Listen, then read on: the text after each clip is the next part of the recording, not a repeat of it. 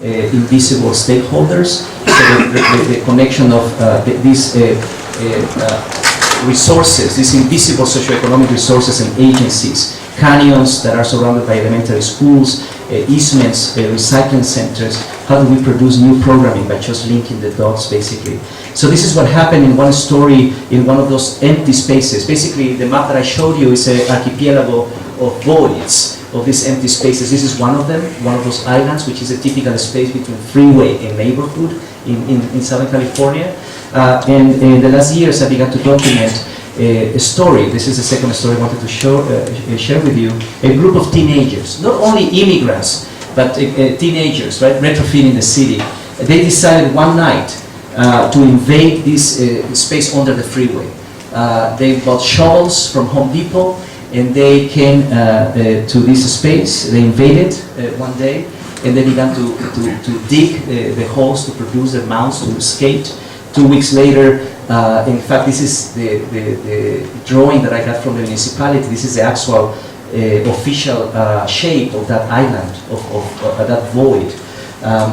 So they were stopped by the police. The police barricaded the space, and the teenagers got upset, got pissed, as we say, and they decided to fight back. And the story is simple but very compelling. They told me what none of my students has ever told me in my teaching years. The first thing that the teenagers did after they were stopped in order to kind of retool themselves and get ready to confront the city was to understand the specificity of political jurisdiction at that very juncture. Who are the institutions that govern this space? And they would say that they were lucky because they had not dug on their Caltrans territory. Caltrans is the state agency that governs the freeway. And if some of you who have visited California, you know that the freeway is sacred, right? Nobody touches it. So it would have been impossible to negotiate. They were lucky because where they began to dig was in a part of the freeway that belonged to the city, to the local municipality. They also were lucky, they said, because they found out that they had begun to dig in a kind of Bermuda triangle of jurisdiction between Port Authority, Airport Authority, 2 city districts, and the review board process. So nobody wanted to claim liability. And they took that opportunity to enter into the debate.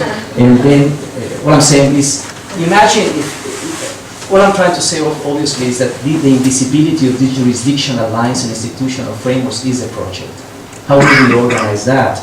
And then the skaters then organize themselves with the information, and they confronted the city officials. They talked to the city attorney, the city council that finally took the liability because there were 2 city districts at stake here. They were advised that in order to negotiate with the city, they had to become an NGO. Of course, they did not know what an NGO was, so they had to ask for help from other teenagers who had gone through a similar process in Seattle. This exchange of knowledge, I think, is part of activist practices. They began to then get they got a lawyer. They had to organize themselves, introducing a funding mechanism to really enable the acquiring of insurance, to really prepare themselves. They had to really be familiar with every single piece of legislature in terms of permits that engage open, empty space. We got to redefine and challenge the very conception of public space for California planners, which is just a field painted green in the map. It's just a lawn, but doesn't have enough differentiation. They began to argue and prepare themselves. They were finding the evidence to suggest that open space needed to be reconceptualized, and that leftover space under the freeway could be part of a different category of zoning that could enable ephemeral transitory uses. They were speaking the language that none of us speak in our institutions. And so I think that in a sense, began to produce what is at stake here in terms of PROFORMA, a new political language. The emergence of a new political language that enabled them to win the case in the end. There was a transfer of liability, and they got ownership of the place by transference, again, from the public to the semi-private, etc., etc. The design of protocols is an important issue here. How do we design protocols that enable these transactions? But the questions were fundamental. There's no intervention in today's moment in the territory that can begin without asking the fundamental questions that the teenagers asked. Whose territory is this? And who owns the resources? Because it is in fact the reorganization of those jurisdictional boundaries and economies what really enables this idea of this organization beyond the property line, which is, you know, I know that I'm 55 minutes right now. I'm 55 minutes. I wanted to finish the last part. Some of you who need to go, this might be the good moment. I've never been to the Architectural Association. That's the reason I'm just like, you know, like giving you all the goodies. Anyway, but obviously what I'm suggesting is another side of intervention in terms of architectural practice, the designing of alternative proformas. I don't know how you call them here in England. The proforma is, well, it pertains to many things, but proforma is the developer's spreadsheet, where an actual development makes sense economically for the developer. The knowledge embedded in that spreadsheet, we need to really hijack. And I think that that's a part of the project here. Other forms of ownership, beyond the property line. The developer's spreadsheet that cleverly organizes lending without investing that much, reorganizes lending to maximize profit, can be injected with ambiguity. Can we inject into this proforma the informal economy I suggested? As two ladies transform a 3-bedroom apartment into an illegal nursery, and then a non-profit organization translates services into a kind of package situation that can maintain protection for them, but enables them to receive funding and therefore pixelate that proforma with this alternative activity. Can sweat equity, volunteerism, time banking can be injected into these models? Can we be familiar with the way these lending mechanisms propose or deny certain scales of development? Can the activity of a teenager who loves to dance and he is a natural teacher but he does not have money to pay rent, can we give this person an infrastructure, a space to do the teaching? Can we translate what he does into an economic model? Can the logic of collaboration, which in fact has a value, be part of this proforma? This is what I'm working on right now, and it's difficult to elaborate and give more tangible evidence of this. What I'm trying to say is we need to imagine other forms of economic development. And I think that we need to engage the specificity, I think, of these devices. In fact, the second most provocative, if I can call it, a tenet that I have produced through my practice at San Diego, Tijuana. The first one was, can the micro basin be a neighborhood? Or the second one is, can the economic proforma be an instrument to construct community? And that's an interesting possibility in some of the projects we are doing here. In essence, it's obvious that this has been a journey and that it is about the design of process, from the pixelation of the large with the small, to the specificity of understanding the meaning of that pixel in the context of the Buddhist temple as a case study, to the engagement of a collaboration with a non-profit organization in San Isidro, which is this small neighborhood next to the checkpoint, where we've partnered in the last 10 years to do a research-based project to rethink the economic and political models for this neighborhood, where we've had to design a micro-policy in a microeconomy, and to the spatial consequences of that politics and those economics. This is what interests me, that journey, the spatialization of the political and the economic. In that sense, that political process needs to be designed, needs to be, the protocols that form it needs to really be engaged. Of course, this is the project, really, that gap. How do we enter by enabling these new instruments at the very scale of the neighborhood, to enter into the gap between institutions and publics. This is really a fundamental side of intervention. So for me, it's been interesting to really enter here, not on our own, because it's another myth that architects will solve the problem on their own, with their own kind of kit of parts and creative thinking. We need to design as well experimental collaborations. And for me, it's been essential, the partnership with the non-profit organization Andreas Correta, who is an activist, the head of Casa Familiar, which is this non-profit organization, to rethink the role of this non-profit as mediating agencies between top-down government and the specific hidden dynamics of this community. These are literally mediating agencies, okay?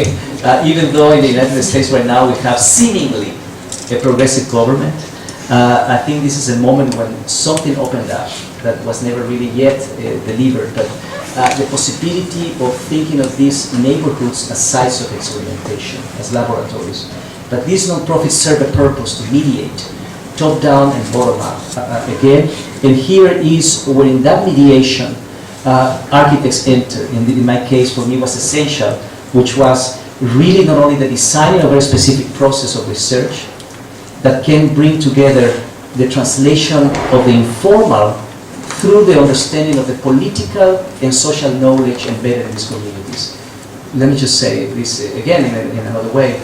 What is amazing about these places and these activists is that they have a very sophisticated social and political knowledge that as we enter with our own tools, we begin to take to other possibilities of spatialization. So the kind of translation of this knowledge into new systems of policy and of economy make these neighborhoods political units. Really, let's imagine the counter space of exception. While these tax havens are already autonomous zones where policy is relaxed, how do you say it, regulation is relaxed in order to make possible the profits for these companies. Can this neighborhood be the same thing? Can this neighborhood be a site of exception where regulation is relaxed in order to test new modes, new types of, again, paradigms of housing? So this is what we did. We convinced the municipality of San Diego to enable that possibility. And we proposed and presented a plan that would look at this non-profit organization as truly an informal city hall that could really begin articulating this process and translating these dynamics into a new model. Basically, one first proposal was that these non-profits would become research-based entities in collaboration with the university and the architects to begin mapping all the illegal encroachments into these neighborhoods, making that information visible, but while the non-profit would protect the identity of those invisible characters. But the necessity to visualize the invisible in order to really put it in the map and suggest or force the accountability again of the municipality to engage a new density overlay zone for the neighborhood. That was the first part. The second part, which is difficult always to say it in such compressed ways, we needed to engage a project of communication with that neighborhood. I'm interested in systems, pedagogical systems, urban pedagogical systems, new modes of communication that could produce an interface, a more critical interface with communities. So we have to re-engage from scratch issues of identity. You can imagine these are Hispanic neighborhoods where the first workshop that we did, what people wanted was to build a Costco. I don't know if you know what a Costco, and painting it with Aztec pyramids. And so immediately I realized once more that that development in these neighborhoods has been hijacked by the packaging of identity through style and through these images. Even though those images are fundamental to the identity of those communities, we needed to really open up another space of debate. So here's where one issue that is fundamental as we enter into the informal again is how do we problematize the debate? Meaning we need to engage in a more critical interface of information as we need to be, how can I call it, challenge our own cliches on one hand, but also the community has its own cliches, and I think we need to really produce a more critical conversation. What is density? Was this game, the first game that we produced? We brought pieces of wood. I shouldn't explain this too detailed because let me get to the actual project. The point is that out of these devices, which I believe very much in this notion of Chantal Mouffe, these agonistic models, where the intervention is in the debate itself, in the construction of a new type of conversation where institutional power is visualized, where artifacts can become mediating tools to imagine, to create new types of imaginations. And so these games began to propose very interesting ways of treating the block and the parcels, translating the research pieces into more accessible devices.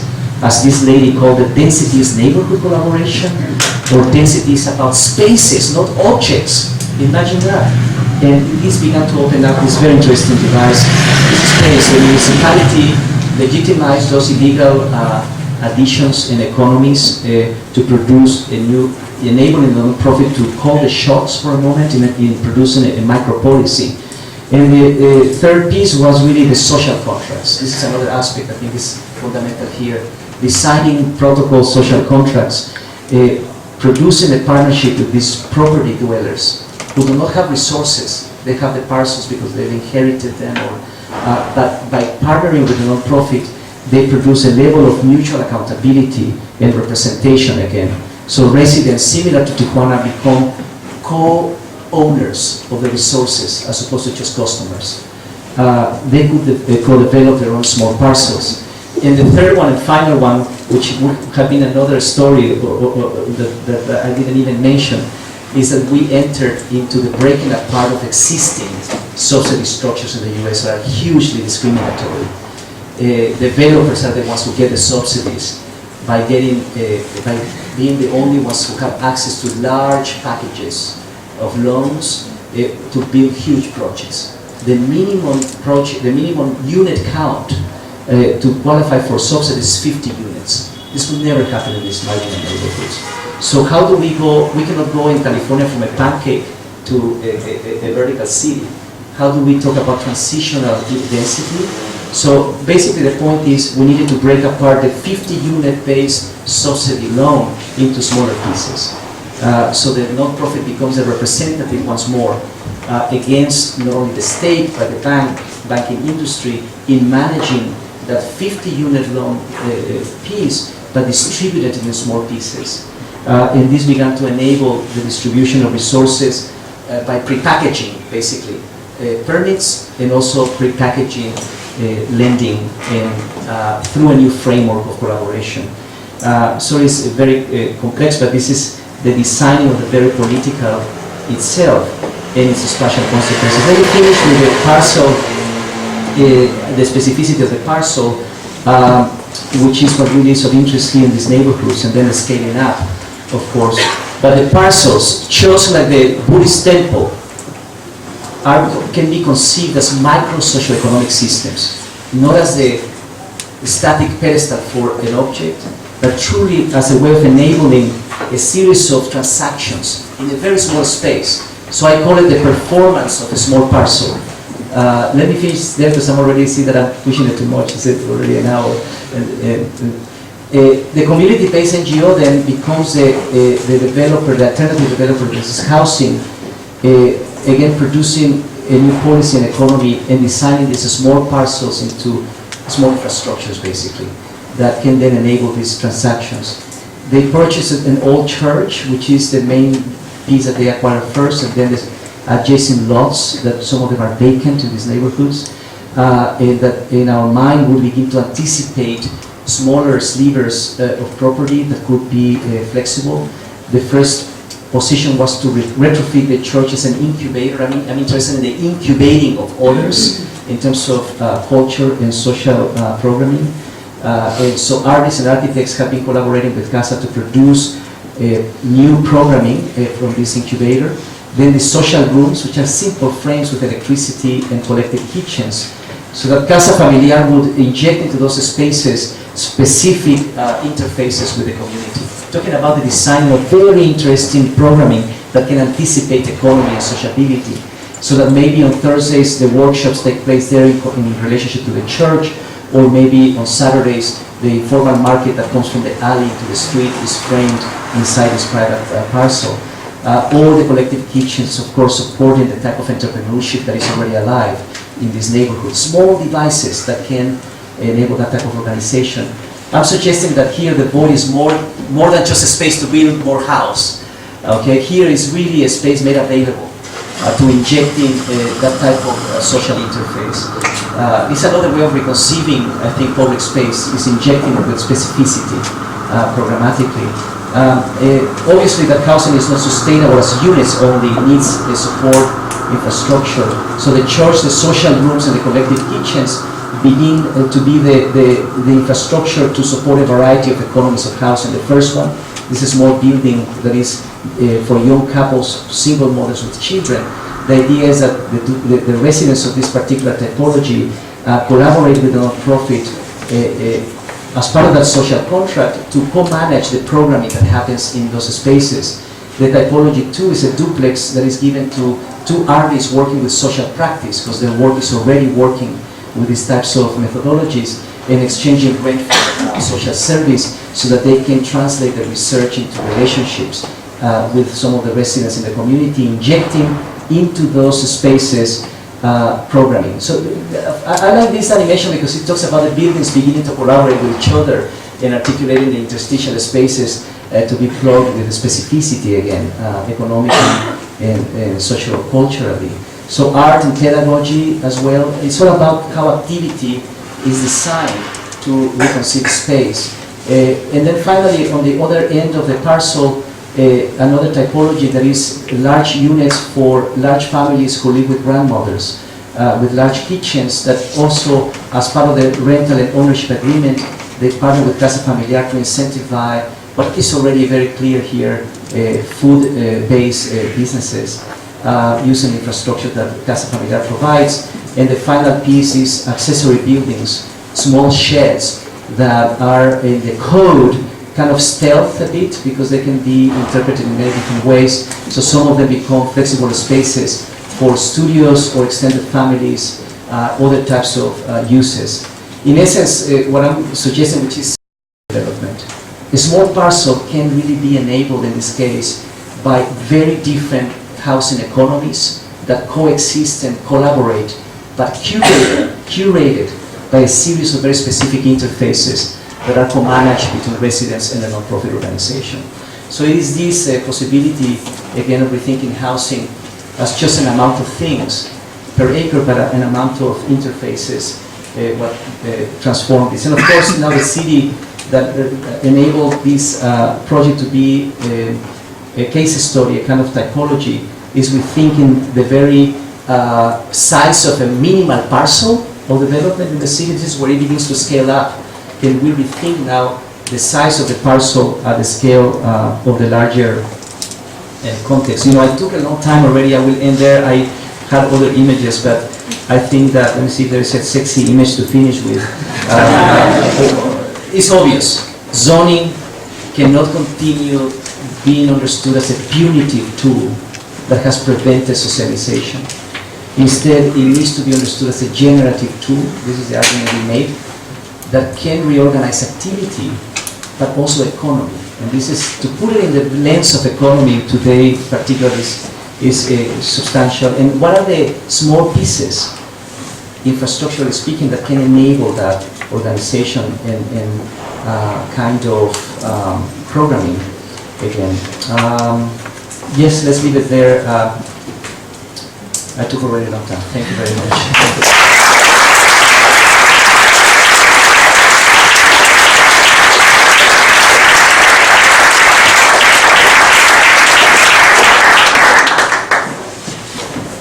Okay, we still have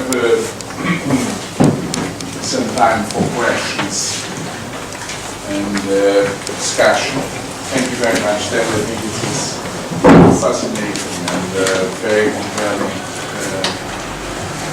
presentation that addresses very clearly all dimensions of our questions and shows the complexity, but also this the penetration of the spatial politics, socio-economic, the spatiality of conflict, the spatiality of politics. I think there's so much information that we managed to present in 1 hour. I'm sure there are many questions and comments that you might want to make, but perhaps let's open to the floor and see, is there anyone? Yeah, hi, my name is Vahakin. I'm a graphic designer and I work in public space as well. I had a question which, when you said in your initial forum with the citizens, they wanted the Costco with the Aztec cladding. How did you move away from things that might be seen as trivial to things that are more important in life? No, that's a fundamental question. Of course, that process is defined by a level of conflict itself, because who are we to come to suggest that those images are not important? I think well, first of all, we were not alone. We were with a non-profit who, in fact, has been in this neighborhood for 30 years. The relationships are there. So it was part really of a kind of opening up of the platform, let's say, of discussion, where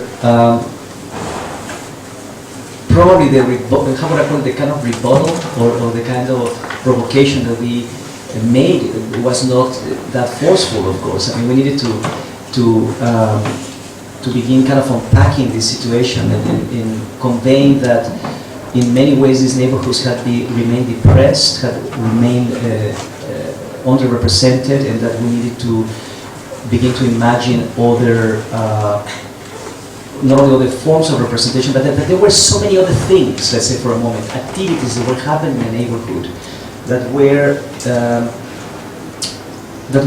different to those images. That while those images are important to the identity and the traditions, that probably maybe we could put a pause for a moment and really begin to investigate what they are already doing, we said. I mean, what you as a community are already doing. So we began to amplify again the activities, the construction of these illegal dwellings, the negotiation of boundaries with the public and private, as people were building illegal farmers markets on the alleys, as again, people were already negotiating. There were cases of two property owners who had eliminated the property line between them to construct a shared shed and so on. So basically, what became evident is that many times, even though we think that these communities know what they are doing, that hasn't been part of their consciousness or their conversation, and we just needed to bring devices to really amplify that.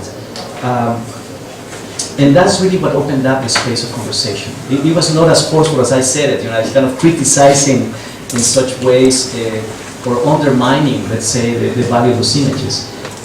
But just the need to shift the conversation, and that we were going to spend time working together in visualizing many of these other activities that probably could be more powerful in rethinking identity, we said, that is more performative versus was academic, but it's more about actions, less about nouns that have remained, unfortunately, just ways of camouflaging marginalization.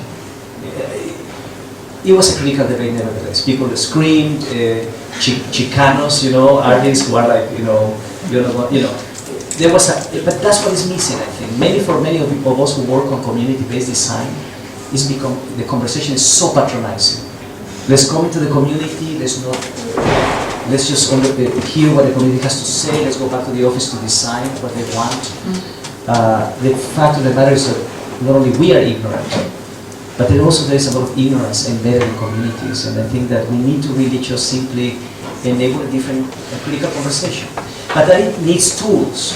So we have to design games, we have to summon people differently. I mean, that's what I was saying, that it's an interesting thing of imagining an architectural project that in tandem is supported by a pedagogical project where you also design the systems of interface and communication. Just, you evoke the Hegelian's concept of state perception and how to use that. All the examples you mentioned, the question of institutional redesign has been very clear, presented very powerfully. Now, how much would you say, in your experience in all these cases, that basically what was achieved was creation of an exception to the rule that made possible that particular experience, never fundamentally reshaping institutions in ways that apply to the city as a whole? The question of again the scale of the city. In your experience, have you seen that actually happening? There's institutional redesigning going beyond just the possibility of an exception, which ultimately even local authorities, governmental agencies often use. In fact, that's the way they operate in areas of irregularity. The zones of social interest, the areas of exception. Have you, in your experience, seen those exceptions really fundamentally redesign institutional arrangements and regulatory frameworks for the city as a whole? Yes, that is the aspiration, of course. That, if I was to choose a kind of central desire to the whole project, is exactly that, and this is what needs to be opened up. How these devices, these gestures, these traces trickle up, right, to amount to the reconfiguration, the institutional reconfiguration, and so on. Of course, it cannot be a journey that is so, one-directional. Primarily in the United States, where there has been a kind of suspicion about the public. The public has collapsed as an institution, not only in the last years, but even now, at this very moment, is problematic.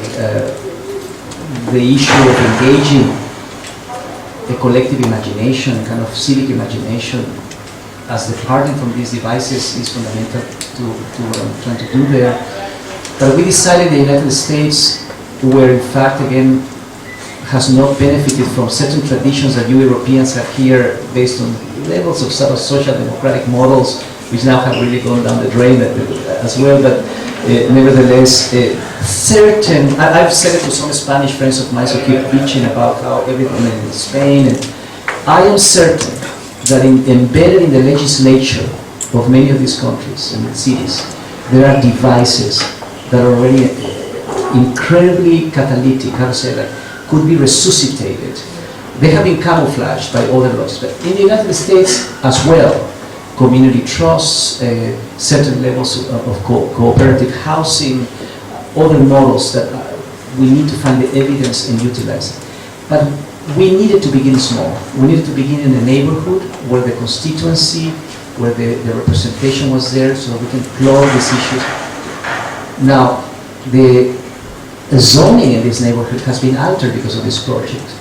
The understanding that this stealth activity could be considered a mixed-use category, that the types of, how would I call it, pixelation of the housings. In other words, there are a variety of systems that are enabled by the transformation of code or regulation at the scale of the neighborhood. Now the question is, and the argument that we made to make this possible was, you have not, to the municipality, you have not given a shit about this community in the last years because you have been focusing so much on the strengthening of the infrastructure of surveillance at the border. Let us just do it here. And it would be difficult to imagine that that same policy would be reproducible in some of the wealthier parts. So that's the reason I meant, let's begin here. But as we are now testing, it took us 10 years to get these permits. 10 years to change that regulation. We are finally pulling permits to build these small projects. There are 2 projects. I only show one because it's emblematic of the process. The idea is, of course, to enable the performance of these projects in order to engage other communities who have similar characteristics. But I think at the end of the day, I think this has, the promise of this possibility has already happened in Medellin, for example, because the reason is so compelling, different to other environments, other cities. Certain, and again, as you said, without the fundamental transformation of the political itself, the political institution, we cannot advance any idea on housing design without advancing housing policy and housing economy. And I think that's the project. And of course, that can be enacted not in the beginning as a kind of specialization project in terms of its physicality, but in the case of Tijuana was actually more interesting when we transformed, when we produced this public trust at the canyon, which became public law, that this canyon could produce its own council to participate in decisions about the resources of that canyon, and that the scale, the measurement scale was the microbasin. That does not have yet architectures in it, but the space, the kind of geographic, territorial conditions were being organized conceptually and visually in such ways that enacted a new policy. Now that becomes a framework for architecture. I mean, to enable the way of intervening. So the basis is the redesigning of that political instrument.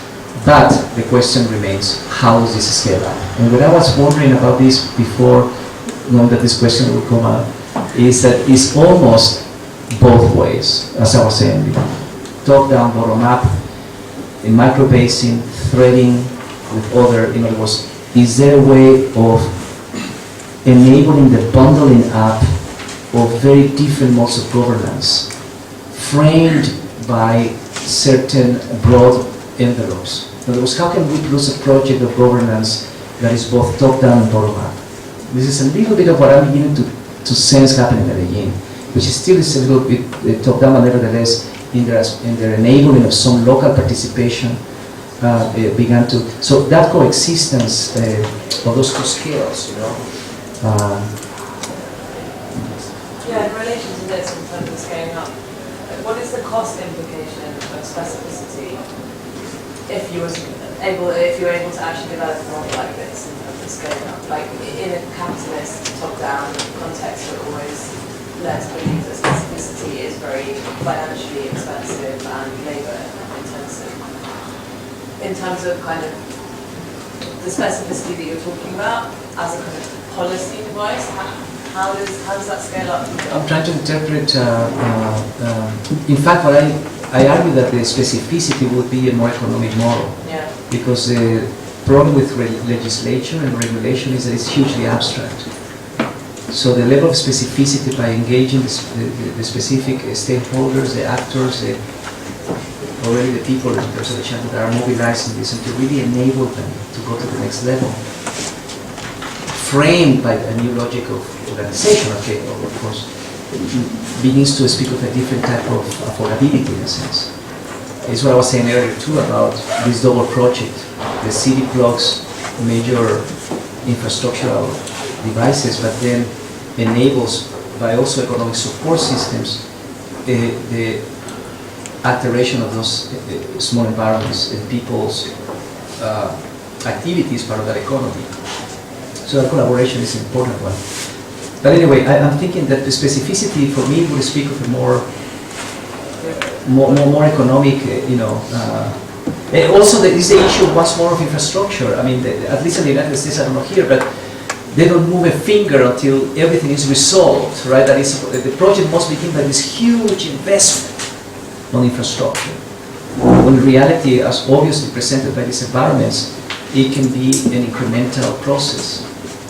But that incremental process must address issues of inclusion, simply, and amplifying the reality of what is already happening there. So anyway, I'm thinking that specificity in this case would be more, can bring an economic logic to the whole thing.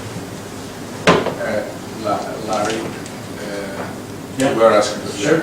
Or do you want someone else first? No, I don't want anyone in particular but you.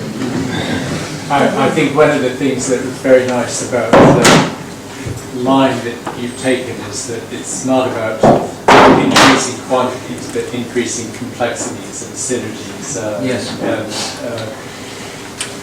as you move from the idea of density of things to density of relations, I think within our program we often talk about that as the difference between density and intensity. In thinking about scaling that up, what we're always trying to do is to understand the way in which something goes from simply being a multiplication to something that begins to have a synergistic transformative potential. And then in a way you see a new system rather than much more of the same. So it's a different version of what some people might think of as intensity. It's really trying to create multiple opportunities, and that presumably makes people's lives better. But in thinking about how to draw that and how to convey that idea and try to begin to understand how we might look at that, both as people who are politically active and as architects, we start to wrestle with this problem of multiscalarity, not just scaling up, but seeing how things work at many scales. So if we take two of your examples, one, the invasion under the motorway, where the teenagers come together and create a situation where you've got two things that are superimposed upon one another, and one of them really sort of inscribes one kind of collective purpose, that of the teenagers, and then the other one is somebody else's collective purpose, but the two kind of coexist. If we then take that idea and bring it over to Casa Familiar, one of the things that I find kind of interesting about that is that you draw or you develop it visually as though it's really more about a lot more of something kind of the same happening on the site. What we don't see is the way in which we might start to document how that emergence of something that is more complex, more synergistic, more interesting, raises a question. Do we just do that everywhere, all over the city, or does that become a node that begins to transform relations and perhaps change the way we think about an infrastructure that looks at this as a new kind of point within the city? So I think one of the things that we're trying to wrestle with is how do we begin to look at the sort of questions that emerge. If this works for Casa Familiar as a non-profit organization, what should the city do next? Simply reproduce the same kind of action, or begin to look for another way of envisioning the spatial implications. I think just to connect to the previous question, I think exactly your point that the scaling up is not a question, it's a change of qualities, is a question of new synergies. But there, the Casa Familiar, perhaps more important than to try to replicate the same experience, is what set of rules emerge that will enable very different combinations. That's the, can we think of institutionalities that allow for variations in different synergies? And this is the difficult, question. Sorry, I think that. If you went to, let's just see, because there are several people here that, but why don't we collect several questions and then you went to answer? Also related to scaling up, but more focused on the civic engagement side, or the citizen engagement, and you had a slide on democratizing urban design. And so I'm wondering if, these projects like the skate park or the housing, the ones where, and just the idea of neighborhoods as political units in general, if there's a way to document or measure how when people, get really involved on the neighborhood level, if that gets scaled up to a citywide level and then to a national level, literally in terms of voting, participating in the political structures that exist. And also with the neighborhood as a political unit, how does that translate into people having a sense of identity with the greater city or state or larger scale, if you want that or not, instead of it becoming the not in my backyard type mentality where people feel very strongly about one place that they're connected to, but maybe not seeing the connections to everything else. Okay, let's see here. This rhetoric about redesigning the system or the social contract, as you put it, is tremendously seductive, not just in architecture, but also in design or strategic design. Like redesigning the organization that hires you.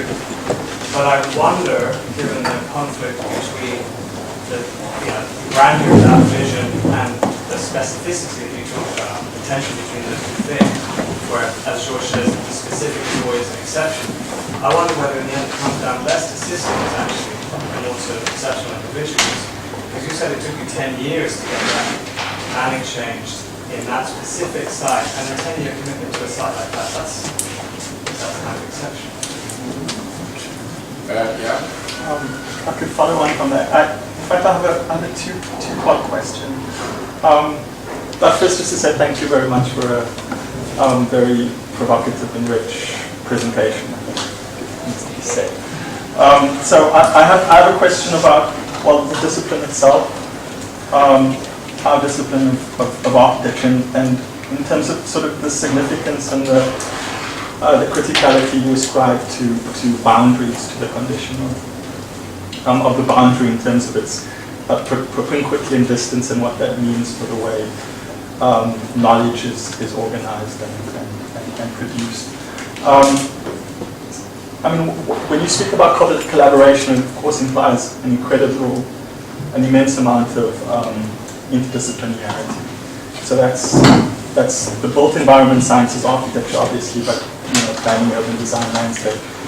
The social sciences, especially sociology and anthropology, I think. And even the humanities, what you say about narrative and storytelling. So I'm interested in when you speak about sort of de-skilling of how we consider informality. what that means for the autonomy of the architectural profession of our discipline. How we need to, how you imagine us reskilling ourselves in terms of in the framework you're developing here. What the previous question has just sort of been addressed is this idea of embedded knowledge, that it's really you're of this place, you know it better than anyone here could possibly imagine, and it's through lengthy kind of engagement that these insights start to surface. So the question there is sort of about the role of the profession, also the architectural school. A place like this, the AA, which is almost, I think, could almost suffer in its kind of radical internationalization, or the LSE where I am, and what that means for this kind of idea of situated and embedded knowledges and practices. And the second part of that, I'll be really quick, is about sort of the city itself. And when you speak about kind of the thickening of these boundaries of thresholds, of course this is a site of radical difference between the Mexico-US border. You couldn't imagine one more severe than that. But what does that mean for societies such as this, for instance? Sort of, what does it mean for the center? The periphery is what you described as the sites of transformation, but what does that actually mean for the center, the sites of democratic institutions, or in late capitalist economies where thresholds and boundaries are perhaps less obvious, more dispersed and scattered, and where informality is perhaps less visible. Okay, I think that is quite heavy question, so I don't know if we should take any more. Perhaps let's if you never go. Can you? Yes. Cover all of you. Just to see, is there any other urgent question? Okay, so let's start. Yeah, I forgot to mention to you that I was coming straight from the airport after no, I guess I'm okay. No, I think, and thanks for the questions, they're very provocative. In terms of this issue of reproducibility or scaling up, or one thing that happens in these environments, or at least in this particular neighborhood, the case study is opens the question of how to bundle also these energies, which of course you call them opportunities, but which also is part of this crisis in terms of when you call them the sort of there hasn't been a way of framing when it comes to the formal, in terms of this network of voices, and in terms of producing some kind of level of accountability as well, and what has been, what has this amounted to, right? I'm thinking that this is about a project not necessarily driven by our idea of size, etc. When we talk about scaling up, we already are imagining it as a way of reorganizing, not only territorial conditions, but also how this may be influencing the scale itself of infrastructure and beyond. But maybe again, that's part of the issues that the project begins by just articulating a kind of different framework, politically and economically, that enables the bundling up of energies. Because that's really what legitimizes a bit the foundation of the project in both areas. I mean, by the way, this is a slide, San Isidro, and the two environments that I showed you are really next to each other, and the border between them.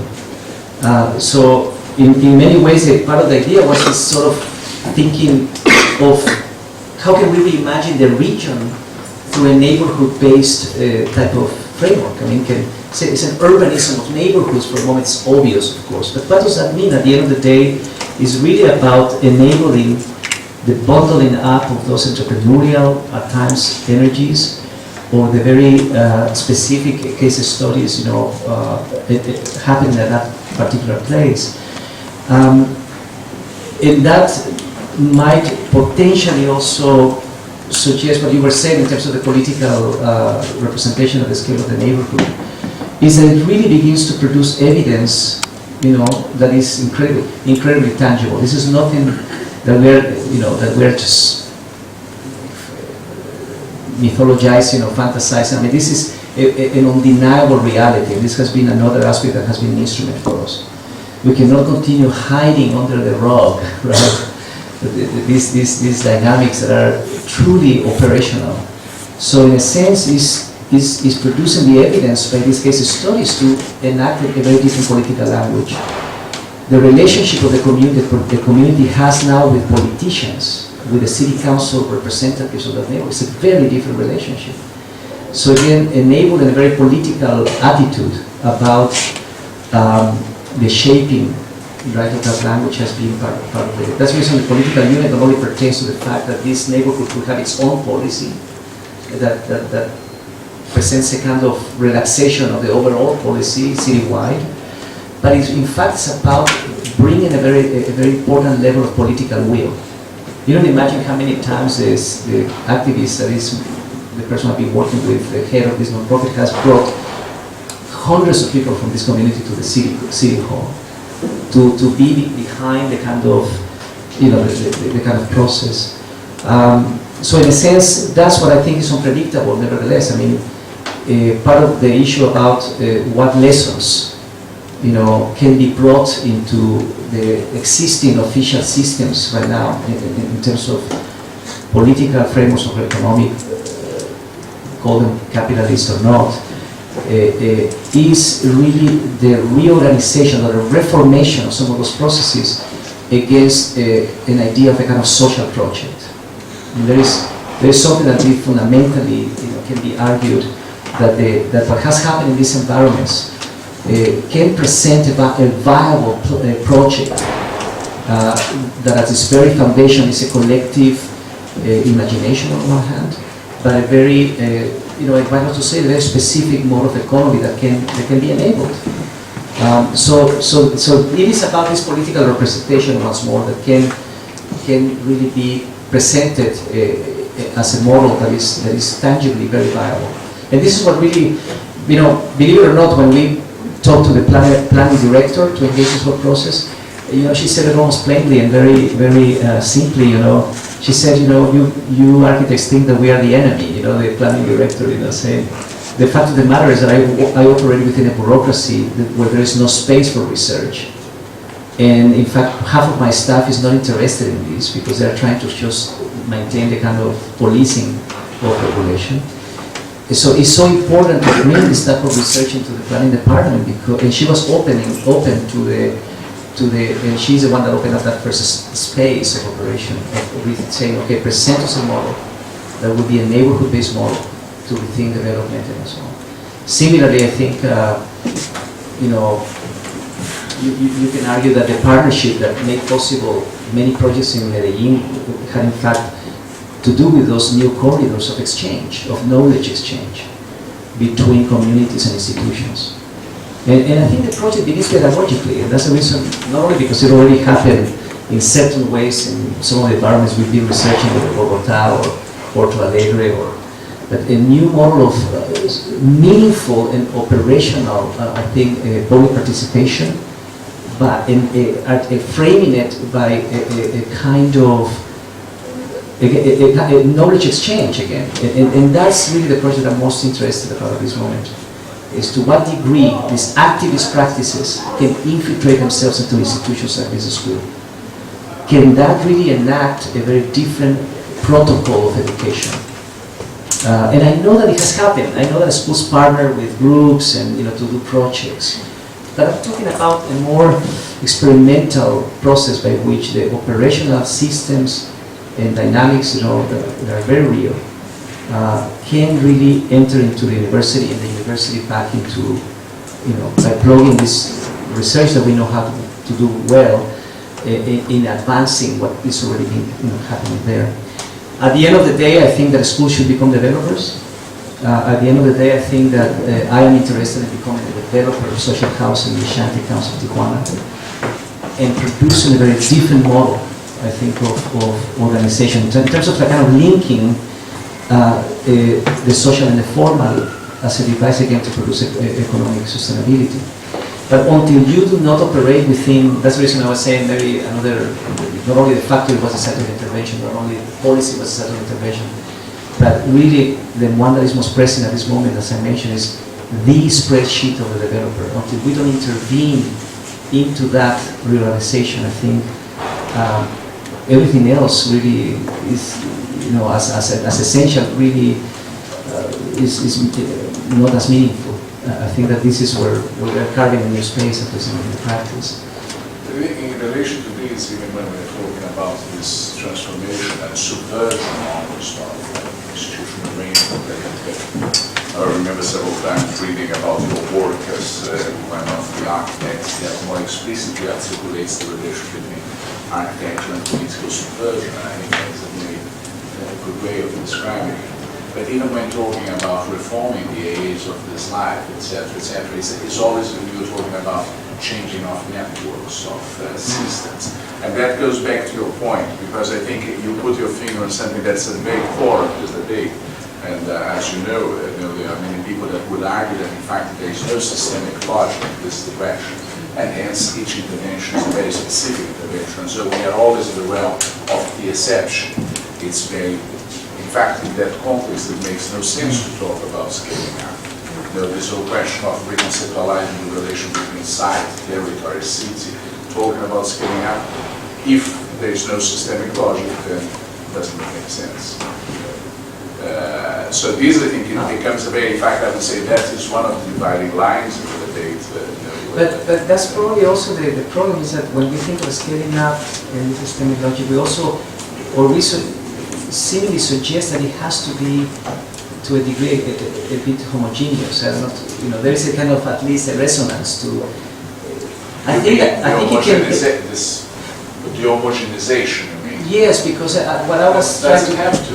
No, that's what I'm saying. That it doesn't have to be, and in fact, the challenge is how it bends. And I hate to call it, and I use this word appropriateness.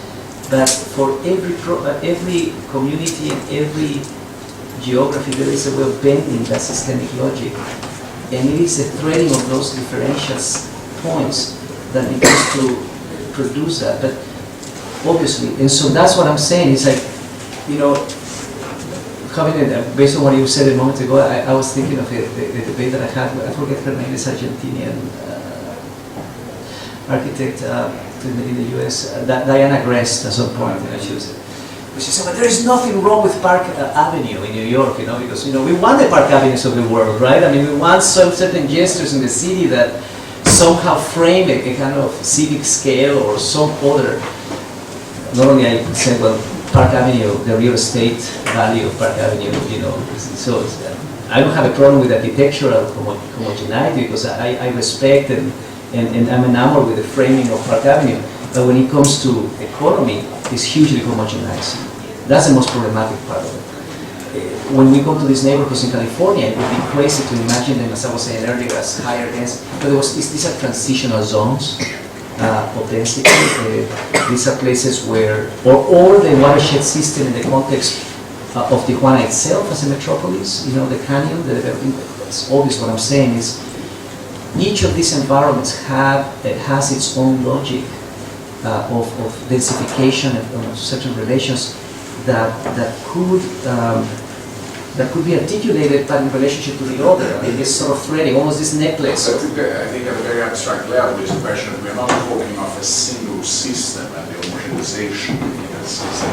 You know, it's a system of systems. That's what we are talking about. Multiplicity of informality, multiplicity of forms of articulation. But there is some kind of systemic logic, you know, in which one can think of those ventures or interventions at sites that have an impact beyond, which is an impact in terms of systems and in the changing and the articulation of systems, not just a single system or a logic of homogenization. So I think you're absolutely right. There are very specific ways of bending rules to do with very specific circumstances. But I think if we take to the extreme the argument at an abstract level that it's always very specific and non-systemic, then we have to abandon, I think, at least that's the position we take. This is something we have been discussing a lot in class. We have to abandon any idea of reaching scale or scaling up. But also you can teach a system, but you can't teach someone that they need to commit 10 years of their life to urbanism and access. But the same again, I don't think it is embedded already. For example, in the, which I didn't have time to show, the performance that we organized last summer called the political equator, as we crossed the border through a drain from the US into the shantytown, because the shantytown crashes against the wall. And it was to bring awareness. We got permission from Homeland Security and Mexican Immigration. It took us a year to get this permit to transform the drain that has been recently built by Homeland Security into an official port of entry from the estuary, the environmental zone that has been overlaid with militarization, from the estuary into the slum on the Mexico side, just to, make visual this relationship.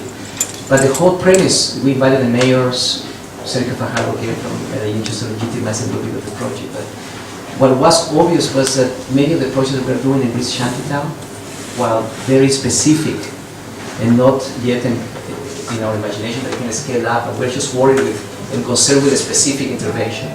But of course, embedded in that strategy is a rethinking of a network of canyons, is a rethinking of the watershed system in its new political representation as frameworks for density, is a rethinking of policy. But at this point was also to suggest to the San Diego mayor that the way to protect the estuary, because it's being contaminated by the slum and so on, was to invest in the actual shantytown, to invest in environmental infrastructure and water management aspects so that the estuary could be protected. Imagine that, like counterintuitive for a politician.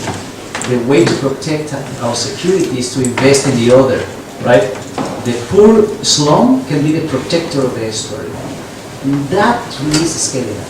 That when a politician grasps that level of imagination and shifts the direction, even if not yet legitimized by architecture, is scaling up.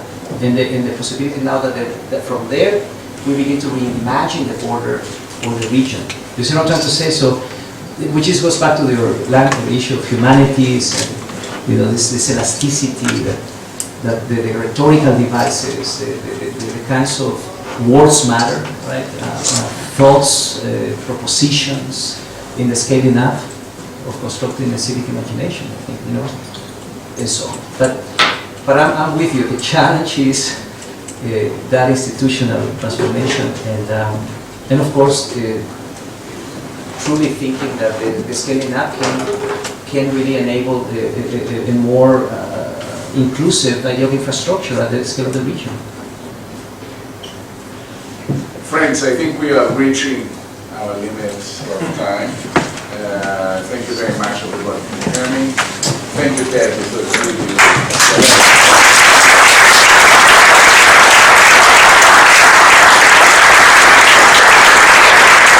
just to say that the research class on architecture Urbanism and Informal City is now assessing all these presentations we have had. We organized 5 public events in relation to this theme, and we are trying to put together things in ways that hopefully will be shared with everybody, digitally, but also possibly publishing. We're discussing a book at the moment, etc. So we'll keep you posted on how things develop. Okay, thank you very much for it. Thanks.